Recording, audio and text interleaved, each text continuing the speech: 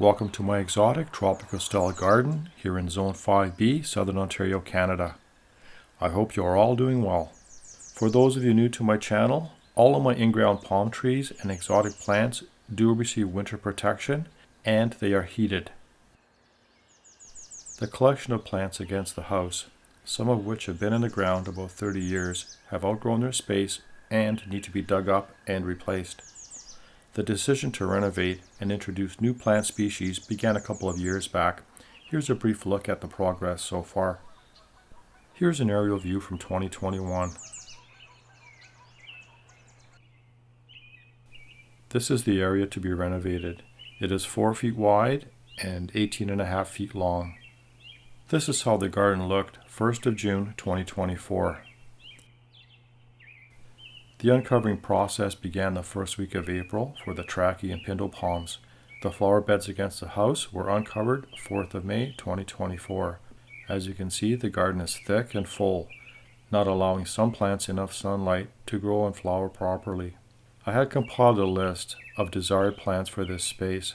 Some were container grown, which I had propagated or bought in past years. Others needed to be sourced from hundreds of kilometers away. I gave several nurseries a wish list of plants to acquire for me, and after 1 full year of waiting, none had called me back.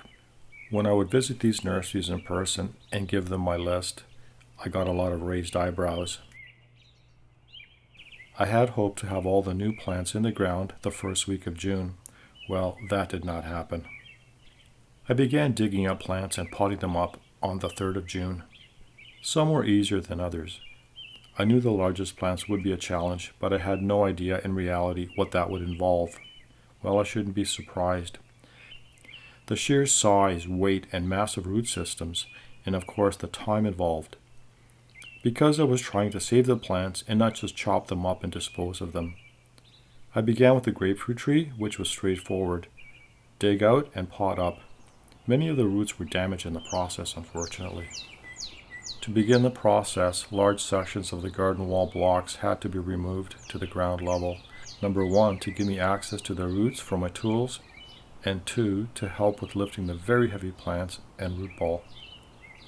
For the Livistona chinensis palm, I used a reciprocating saw to cut the bottom side to save as much of the root system as possible.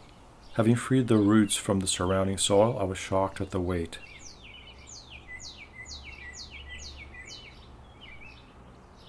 Next, I tied a wire clothesline rope around the root ball, leaned the tree on its side, and pulled. Be very careful of the spines on the petioles. They are like shark's teeth. It's nice to have some help when it comes to the heavy lifting.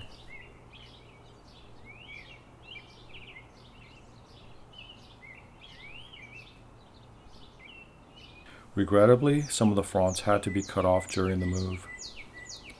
The tree was wheeled to the back garden and planted into the ground.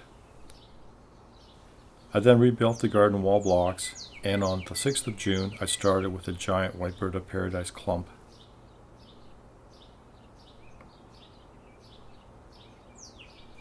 There were some casualties along the way.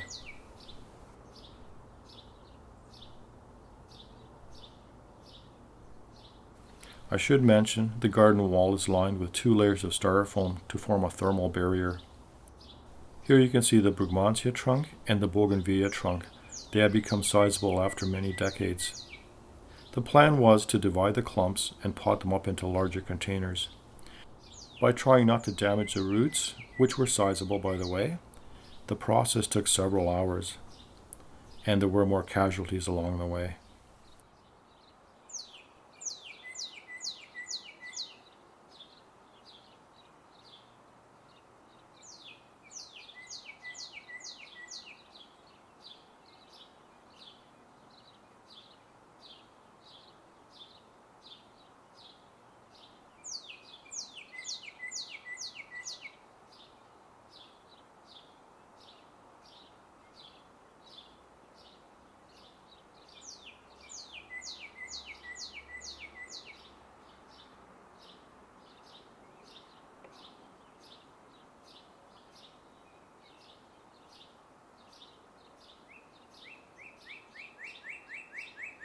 Finally, One down and 2 to go.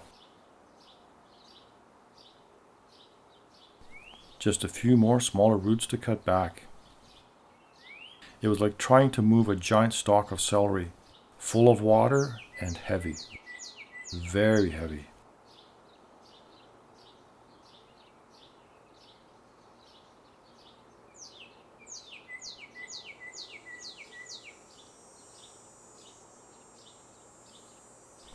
After 10 plus years in the ground, it started as 3 small plants in a 10-inch pot, producing dozens of offsets. Here's how it looked 4 months after planting in September of 2014. And then again in June of 2015.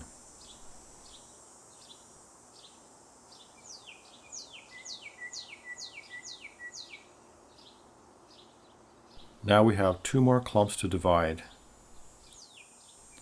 After several hours, success at last. On the 8th of June 2024, a few more final touches.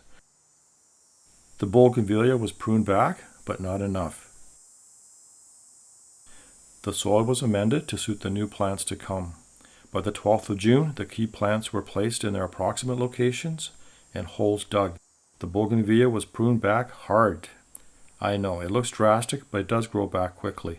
The first large plant to go in was the orange bird of paradise, Strelitzia reginae. It was in a sizable container for many years and fairly expensive to buy, but they do make quite an impact. It took me several hours to remove it from the pot. A large hole was prepared and heavily watered, and then a good amount of manure was added. Again, try not to disturb the roots as it will affect the flowering. This is about 1 month later, on the 6th of July 2024. A full plant list and garden update are coming at the end of the season.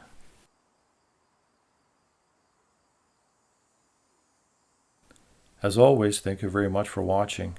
If you have enjoyed the video or learned something, please consider subscribing if you haven't already. It will cost you nothing, but it does help my channel to grow, and also give it a like. This will help other gardeners to find this content on YouTube. Until next time, happy gardening!